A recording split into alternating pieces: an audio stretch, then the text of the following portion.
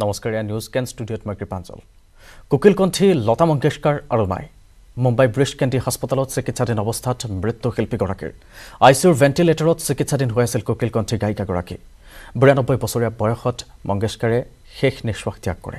29 দিন ধৰি তেওঁ চিকিৎসাধীন হৈ আছিল ব্ৰিজ কেণ্টি হাস্পতালত কোভিড ৰোগত আক্ৰান্ত হৈ আছিল লতা মংগেশকাৰ 8 জানুৱাৰীৰ পৰা কোভিড আক্ৰান্ত হৈ চিকিৎসাধীন হৈ আছিল এই সুকণ্ঠী গায়িকাগৰাকীয়ে লতাৰ মৃত্যুত শোকত ভাগি পৰিছে অনুৰাগী প্ৰধানমন্ত্ৰী মোদীৰ টুইট যোগে শোক প্ৰকাশ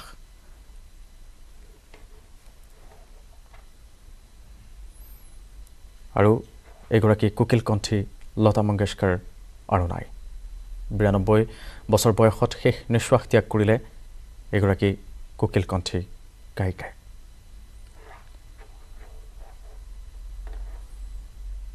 তিনিটা অসমীয়া গীতত কণ্ঠদান কৰিছিল লতা মংগেশকাৰে ভূপেন হাজৰিকাৰ পৰিচালিত এৰাবাটৰ সুৰতো কণ্ঠদান কৰিছিল লতা মংগেশকাৰে আজি 12:30 বজাৰ লগে লগে তেওঁৰ নশ্বৰ দেহ লৈ যোৱা হ'ব নিজা বাসগৃহলৈ আৰু বাসগৃহত ৰাজহুৱা শ্ৰদ্ধাঞ্জলি জনাব পাৰিব গুণমুগ্ধই 3:30 অন্তিম যাত্ৰা আৰু 4 বজাত অন্ত্যেষ্টিক্ৰিয়া সম্পন্ন হ'ব এগৰাকী কুকিল কণ্ঠী গায়িকাৰ আৰু দেশজুৰি শোক ব্যক্ত কৰিছে কেন্দ্ৰীয় গৃহমন্ত্ৰী অমিত শ্বাহে শোক ব্যক্ত কৰিছে টুইট যোগে তেওঁ শোক প্ৰকাশ কৰিছে কেন্দ্ৰীয় গৃহমন্ত্ৰীগৰাকীৰ টুইট মুখ্যমন্ত্ৰী ডক্টৰ হিমন্ত বিশ্ব শৰ্মায়ো টুইট যোগে শোক প্ৰকাশ কৰিছে কুকিল কণ্ঠীগৰাকীৰ দেহাৱসানৰ পাছত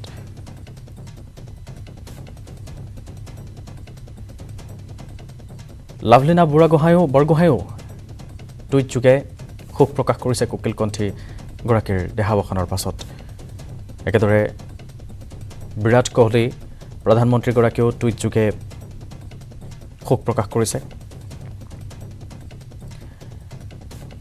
নীতিন গাডকাৰীৰো টুইট যোগে শোক প্ৰকাশ কৰাৰ দেখিবলৈ পোৱা গ'ল এইদৰে শোকত মৰ্মাহত হৈ পৰিছে দেশবাসী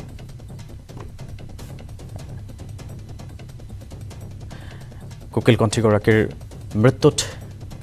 দেশজুৰি এতিয়া শোকৰ ছাঁ পৰিছে এইদৰে আমি দেখুৱাইছোঁ যেহেতু পুৱাৰ ভাগত আমি জনাইছিলোঁ তেওঁৰ স্বাস্থ্যৰ অৱস্থা কিছু অৱনতি ঘটিছে বুলি আমি বাতৰি পৰিৱেশন কৰি আছিলোঁ কিন্তু তাৰ কিছু সময়ৰ পাছতেই দুখ খবৰটো আহিল আনুষ্ঠানিকভাৱে ঘোষণা কৰা হ'ল যে কুকিল কণ্ঠীগৰাকী আৰু নাই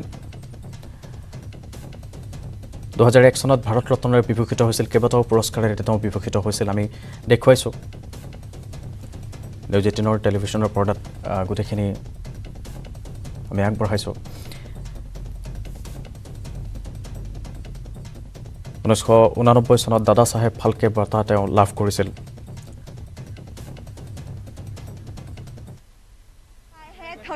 लैंग्वेजेस में जो है उन्होंने गाना गाए हैं और साथ ही साथ इस पूरे बॉलीवुड इंडस्ट्री का जो एक दौर है वो हम कह सकते हैं एक तरीके से खत्म हो गया है हम बचपन से ही लता मंगेशकर के गाने सुनते आ रहे हैं चाहे वो बॉलीवुड इंडस्ट्री हो चाहे वो पॉलिटिशियंस हो सबकी आंखें नम हैं और अभी भी जो लोग हैं वो इस बात को नहीं विश्वास कर पा रहे हैं कि लता मंगेशकर हमारे बीच नहीं रही आज सुबह 8:12 पे जो है लता मंगेशकर हमें छोड़कर चली गई जिसकी जानकारी नितिन गडकरी ने जो है वो सोशल मीडिया के जरिए और साथ ही साथ वो अस्पताल भी पहुंचे थे जिसके बाद उन्होंने ये जो जानकारी है वो पूरे देश को दी जिसके बाद सबकी आंखें नम हो गई और लोग जो है इस बात को अभी भी विश्वास नहीं कर पा रहे हैं लगातार जो लोग हैं वो यही कह रहे हैं कि ना लता मंगेशकर जैसा कोई था और ना कभी होगा क्योंकि उन्होंने इस इंडस्ट्री को एक नई पहचान दी है उन्होंने कई सारे जो गाने हैं वो इस फिल्म इंडस्ट्री को दिए हैं हम बचपन से ही लता मंगेशकर के जो गाने हैं वो सुनते आ रहे हैं जिसके चलते एक जो ये दुख की लहर है वो पूरे देश में जो है वो हो रही है साथ ही साथ बॉलीवुड से लेकर पॉलिटिशियन से लेकर सबकी आंखें जो हैं वो नम हैं और अभी भी जो लोग हैं वो इस बात को नहीं स्वीकार कर पा रहे हैं कि जो स्वर कोकिला है भारत रत्न है लता मंगेशकर वो हमारे बीच नहीं रही देखिए अस्पताल के बाहर जो लोगों का तांता है वो भी बढ़ते जा रहा है सिक्योरिटी भी जो बढ़ाई जा रही है किसी भी वक्त जो है लता मंगेशकर के पार्थिव शरीर को उनके पेडर रोड के घर ले ले जाया जा सकता है, जिसके बाद 12 साढ़े 12 के करीब जो है लोग जो है उनके अंतिम दर्शन के लिए वो वहां पहुंच सकते हैं। 3 साढ़े 3 तक ये जो पूरा सिलसिला है वो चलेगा, जिसके बाद उनके पार्थिव शरीर को जो है वो शिवाजी पार्क ले जाया जाएगा और वहां पर जो है वो अंतिम क्रिया जो है वो उनकी की जाएगी। चाहे वो प्रधानमंत्री मोदी हो, चाहे वो उद्धव ठाकरे हो, सारे लोग जो है ट्विटर के जरिए जो शोक है वो सामने लग रहे हैं। लोग अभी भी विश्वास नहीं कर पा रहे हैं कि लता मंगेशकर हमारे बीच नहीं है। लगातार 28 दिनों तक लता मंगेशकर मुंबई के ब्रिज कैंडी अस्पताल में जो है वो लड़ाई लड़ती रही। बीच में उनकी स्वास्थ्य जो है वो काफी ठीक भी हुई थी। उनके डॉक्टर प्रतीक ने लोगों को बताया भी था कि उन्हें वेंटिलेटर से हटा दिया है, लेकिन कल अचानक से ये जानकारी सामने आई कि एक बार फिर जो है लता मंगेशकर का जो स्वास्थ्य है वो बिगड़ गया है। जिसके बाद उनकी बहन उषा मंगेशकर ने ये भी बताया था बोलते में कि वो जो है वो दवाइयों को, जो मेडिटेशन है उनको रिस्पॉन्ड करी है, लेकिन आज सुबह 8:12 पे जो है लता मंगेशकर हम इस पूरे दुनिया को जो है वो छोड़कर चली गई हैं। और सबसे बड़ी बात श्रेया, जो स्वर कोकिला के बारे में कही जाती है, चाहे हम उन कलाकारों को देख लें, उन नायिकाओं को देख लें जिनमें मधुबाला जैसी नायिकाएं शुमार होती हैं, या फिर आज के दौर की ऐसी कोई नायिका नहीं रही होंगी जिनकी आवाज पर बिल्कुल सटीक लता जी की आवाज ना बैठती हो। ऐसा लगता है कि एक जो दौर होता है, दौर के साथ कहते हैं कि जो गायिकाएं होती हैं उनकी आवाज बदल जाती है, लेकिन लता मंगेशकर ऐसी शख्सियत थी जिनकी आवाज में कोई परिवर्तन नहीं देखा। वो उतनी ही सुरीली और उतनी ही अपने में आभा मंडल लिए रही दिखी हमें हमेशा। लग जा गले के फिर हंसी रात हो न हो, शायद फिर इस जन्म में मुलाकात हो न हो। लग जा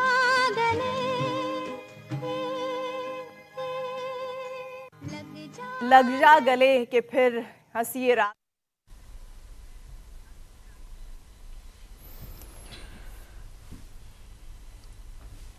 আৰু সেয়া আমি দেখুৱাই আছোঁ লতা মংগেশকাৰৰ, আমি জনাই আহিছোঁ লতা মংগেশকাৰগৰাকী যিহেতু কোকিল কণ্ঠী গায়িকাগৰাকী আজি পুৱা 8:12 শেষ নিশ্বাস ত্যাগ কৰে। তেওঁ ভেণ্টিলেশ্যনত আছিল আৰু উষা মংগেশকাৰে ইতিমধ্যে সেই কথা জনাইছে, ভগ্নীয়ে সেই কথা জনাইছে যে তেওঁ মেডিচিনসমূহ লৈ আছিল, মেডিচিনসমূহে কাম দিছিল, কিন্তু ৰাতিপুৱা হঠাৎ তেওঁৰ স্বাস্থ্যৰ অৱস্থা অধিক অৱনতি ঘটে আৰু 8:12 তেওঁ শেষ নিশ্বাস ত্যাগ কৰে। আৰু এই মুহূৰ্তত আমি জ্যেষ্ঠ সংগীত শিল্পী লোকনাথ গোস্বামীৰ সৈতে ফোনযোগে সংযুক্ত হৈছোঁ পোনপটীয়া সম্প্ৰচাৰত। ডাঙৰীয়া, এটা অতিকৈ দুখবৰ যে মধুবালাৰ পৰা আৰম্ভ কৰি মাধুৰী দীক্ষিতলৈকে গীত গাইছিল লতা মংগেশকাৰে, আৰু আজি তেওঁ পুৱাই মৃত্যুৰ আঁকোৱালি লয়। তেখেতৰ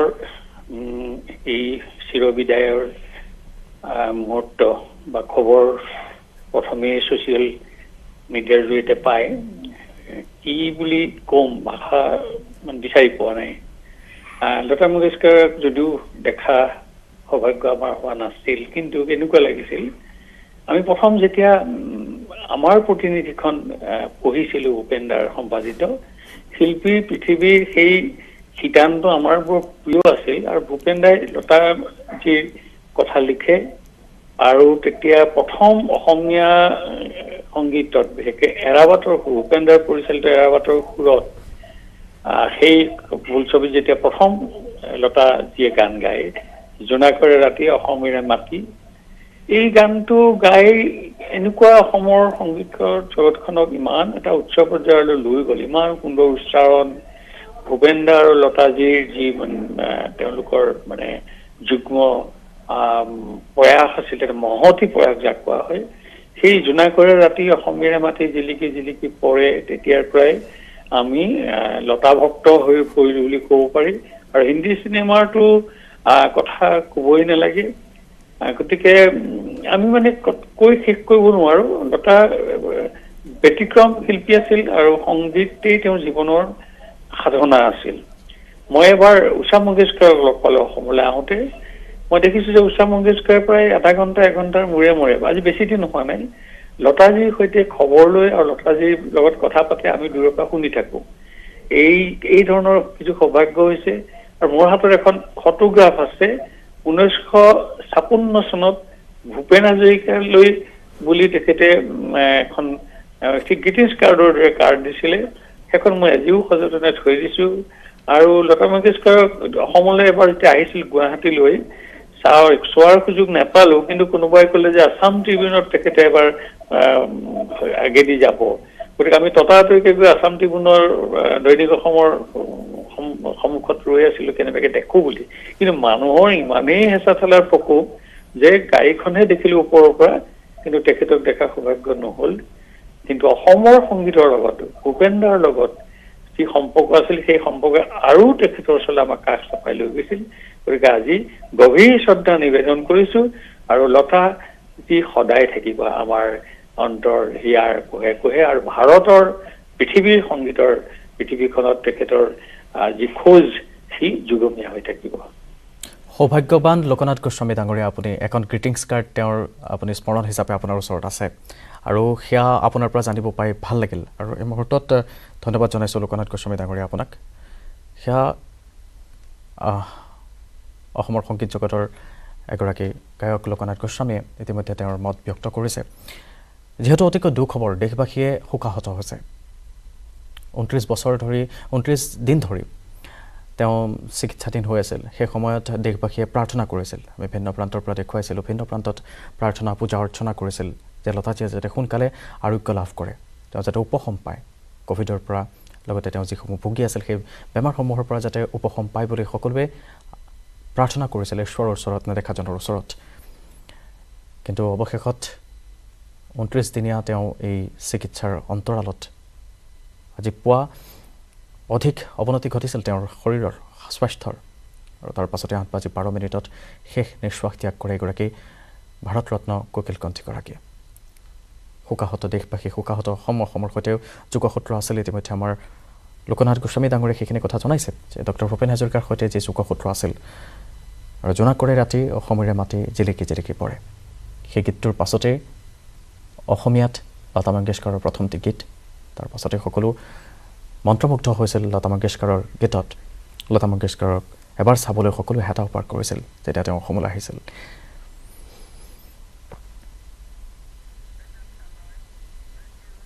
অব্যাহত